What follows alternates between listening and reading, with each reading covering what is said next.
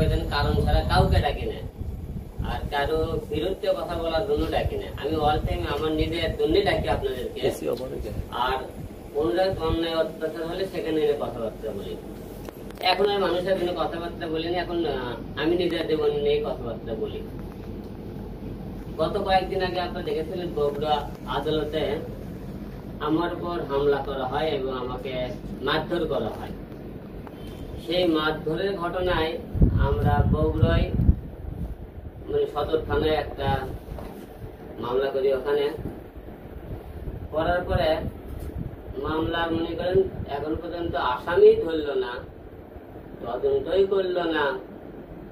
আমাদের আদালতে আসামি যারা আমাকে মারধর করলো তাদেরকে আদালত জামিন দিয়েছে।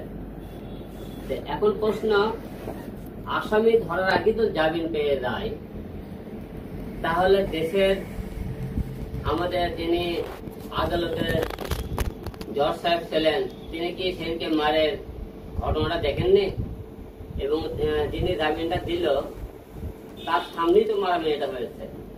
তারা তো তখন রানিং অবস্থায় কোর্স করে, সেই টাইমে মারামারি হয়েছে। এখন সেই টাইমে জজ জামিন দিয়ে দেয়, যে আসামিগুলো জামিন পেল তাদের তো আর সাহস দিলেন আপনারা। যে মানুষের যে আইন নিরাপত্তার যে শ্রদ্ধা, সে শ্রদ্ধা তো থাকলো না, কারণ আসামি ধরার আগে জামিন। তার মানে কি বলে যায়, দেশ আর দেশ নাই, এখন দেশের আইন বলে কোনো কথা নেই। আরেকটা বিষয়, থানাতে আমি ফোন দিলাম, তারপরে মনে করেন ওখানে এসপি স্যারও ফোন দিলাম, তারপরে ওসি ফোন দিলাম, এবং আমার যাই এই মামলা তদন্ত ওসি ছিল তাকে ফোন দিলাম। যে বললাম ভাই আসামি ধরার আগেই আসামি জামিন হয়ে গেল। বললো আলম ভাই আপনি তো সবই জানেন, পুলিশ এখন আসামি ধরতে যেতে চায় না। হচ্ছে আমরা এখন আপনি আসামি ধরতে গেলে 10 বার ভাবি ওই আসামি ধরবে, দামও কি দামও না। আমি কোনো তার মানে আপনি বোঝেন না, আপনি রাত থেকে সবই তো বোঝেন, আপনি তো বুঝেন নাকি না। তার মানে হলে পুলিশ একদিন আসামি ধরবে দেওয়ার আগে যে আসামিরা তারা করে কিন্তু পুলিশের উপরে আক্রমণ করতেছে, তাদেরকে মারধর করতেছে। পুলিশ এখন আসামি ধরার আগে চিন্তা ভাবনা করে যে আমি আসামি ধরার আগে আমার নিজের জীবন সেফটি দিই। জনগণ পুলিশও দেখলে যে মানে এই যে তাদের আক্রমণ করতেছে, এই আক্রমণ করার কারণে 8-10টা লোকের কিন্তু পরিবার এবং সেখানে ধ্বংস হচ্ছে। কারণ পুলিশ আসামি ধরতে চাইতেছে না, কোর্টের আদালতে মানে যেখানে আইন নেমে যাবে সেখানে মারধর করতেছে, এবং যারা মারলো তাদের জামিনটা দিল। এখন প্রশ্ন হলো আমার জীবনের দায়িত্ব কে নেবে? এটা আমি সবার কাছে জানতে চাই। প্রিয় দেশবাসী এবং যারা আইনের মনে করেন লোকজন আছেন, তারা সবাইকে আমার জীবনের দায়িত্ব কে নেবে? যে আসামিদেরকে আপনারা ধরার আগে জামিন দিয়ে দিলেন, এই আসামিগুলো তো জামিন পেয়ে গেল, এখন তাদেরকে আপনি সাহস দিলেন, তারা সেদিনকে মনে করেন হাতে মার দিয়েছিল। এখন তো তাদের ভিতরে আক্রোশ হয়ে গেল যে হিরো আলমের কিছুই করতে পারেনি, তারা তো এখন আমাকে এখন যে কোনো মেরে ফেলে দিতে পারে। কারণ আদালত তাদেরকে মনে করেন কি করলো, জামিন দিয়ে তাদের সাহস বেড়ে দিল। তার পিছের কোন জায়গায় আছে?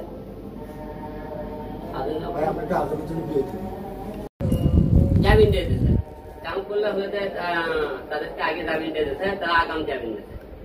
তারা যদি আগাম জামিন নিয়ে থাকে তাহলে আমি এই যাব প্রায় ঢাকা 17 আসনে মনে করেন মারামারির টাইমে মামলা করলাম, তার কোনো বিচার পাইলাম না।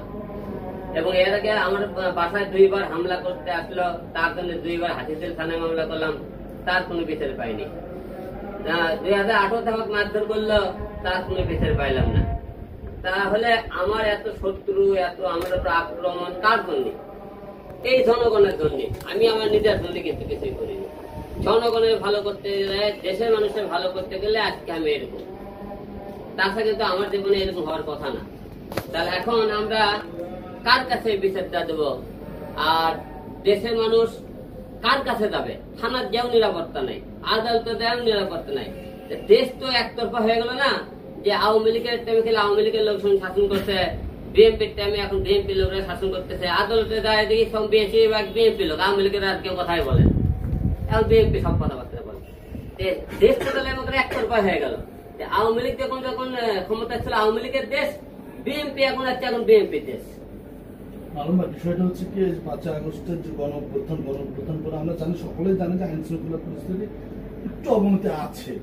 সেক্ষেত্রে আপনি যে আইন উপদেষ্টা আসিফ স্যার, তার উদ্দেশ্যে কিছু বলতে চান কিনা? আমরা সবাই জানি, কিন্তু সেটা আপনি না, আপনি যে বলছেন যে আইন আইন আইন যে পরিস্থিতি সেটা যে অবনতি, সেটা সবাই জানে। এটা বাংলার সব মানুষই জানে। ট্রাফিক থেকে শুরু করে থানাতে পুলিশ নাই, এখন খুব একটা পুলিশ নাই, আসামি ধরতে যাচ্ছে না, এটা সবাই জানে। সেক্ষেত্রে আইন উপদেষ্টা যে আসিফ নজরুল স্যার আছে, তার উদ্দেশ্যে কিছু বলতে চান? এখন আইন উপদেষ্টা আসিফ নজরুল স্যারকে একটা কথা বলতে চাই, দেশে পুলিশ আসামি ধরতে ভয় পাচ্ছে, তাদেরকে কি পাওয়ার দিলেন? নামের পুলিশ তো ছিল লাভ নাই, যে পুলিশ আসামি ধরতে পারতেছে না। এবং যে আদালতে আসামি ধরার আগে জামিন হয়, যে আমার যে ঘটনাতে মারার ফুটেজটা আছে আপনি দেখবেন, সে যে দলেরই লোক হোক না কেন, সে যে দলের লোক হলোতে আমাকে তাকে জনগণের মধ্যে হত্যা করার চেষ্টা করা হয়েছে, মারধর করা হয়েছে, এই মারের কি কোনো বিচার নাই? জনগণকে বিচার বলে কোনো কথা নাই, আইন বলে কিছু নাই। তাহলে এই যে আমি ছাত্র আন্দোলন করলাম, ছাত্র আন্দোলনের সাথে তো ছিলাম, ছাত্র আন্দোলনের সাথে আমরা যোগ দিয়ে ভুল করেছিলাম? দেশ স্বাধীন করে ভুল করলাম নাকি? আমরা বুঝলাম না। এবং অনেক জায়গায় দেখছি, বড় বড় জায়গায় তখন মনে করে আওয়ামী লীগের লোক আমরা যখন মারধর করছিল, তখন সবাই কথা বলতেছিল টক শোতে, বিভিন্ন মনে করে রাজনীতিবিদ, বিভিন্ন মানে এমপি মন্ত্রী। এইবার যখন মারলো, সবাই বিএনপির লোক মারলো, তখন সবাই চুপ কেন? দেশ কোন দিকে? তাহলে আপনারা চুপ কেন? তাহলে কি বোঝা যায়? দেশ আর দেশ নাই।